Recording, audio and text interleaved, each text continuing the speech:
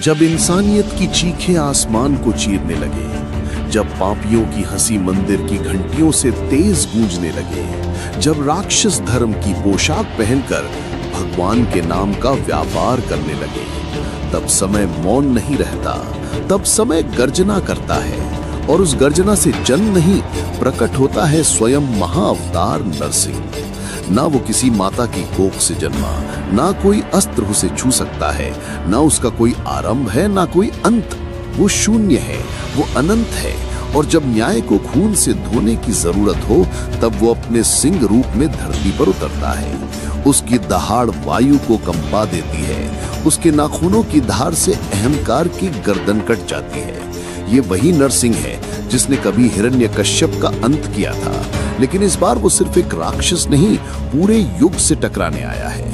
आधुनिक रावणों से, डिजिटल दैत्यों से, उन शक्तियों से जो सत्य को छिपाकर झूठ का साम्राज्य चला रहे हैं। जब मंदिरों की दीवारों पर कंपनी के लोगो बन जाएं, जब ग्रंथों को मिटा दिया जाए और भक्तों की आवाज को एल्गोरिदम से दबा दिया जाए, तब कोई नहीं आता।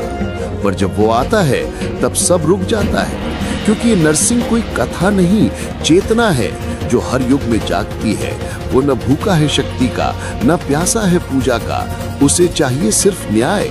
और अगर उस न्याय के रास्ते में सृष्टि भी खड़ी हो, तो वो उसे भी नहीं बख्शता। नरसिंह की आंखें खुलती हैं और ब्रह्मांड कांप उठता है। जब वो पहली बार प्रकट होता है, आसमान काला पड़ जाता है, आग बिना तेल के जलती है और वक्त घुटनों पर आ जाता है।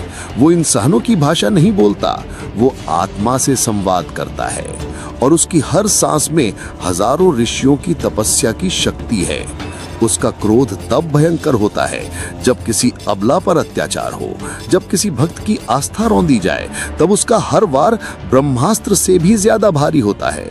जब वो युद्ध भूमि में उतरता है, तो न समय चलता है, न मृत्यु, सिर्फ न्याय।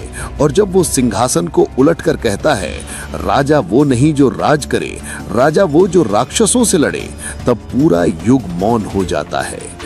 और अंत में जब नरसिंह उस महासुर के सामने खड़ा होता है जो खुद को भगवान समझ बैठा है, तो नरसिंह की आंखों से निकलती है ज्वाला और वो कहता है, असत्य के महल चाहे कितने भी ऊंचे हों, मेरी एक दहाड़ से धराशायी हो जाएंगे। और जैसे ही वो प्रहार करता है, सिर्फ शरीर नहीं टूटता, पाप का इतिहास जल उठता है। ये सिर्फ एक कहानी नहीं, ये उस सनातन धर्म की चेतना है जिसे नष्ट करने की कोशिश की गई, लेकिन जो हर बार लौटती है और हर बार अधिक शक्तिशाली होकर। क्योंकि जब धर्म संकट में हो, जब भक्त मौन हो जाए, जब अन्याय विजय का जश्न मना रहा हो, तब ईश्वर चुप नहीं रहता, तब वो आता है। और इस बार वो आएगा अपनी पूरी शक्ति के साथ, क्योंकि इस बार नरसिंह सिर्फ रक्षा नहीं, संहार करने आया है।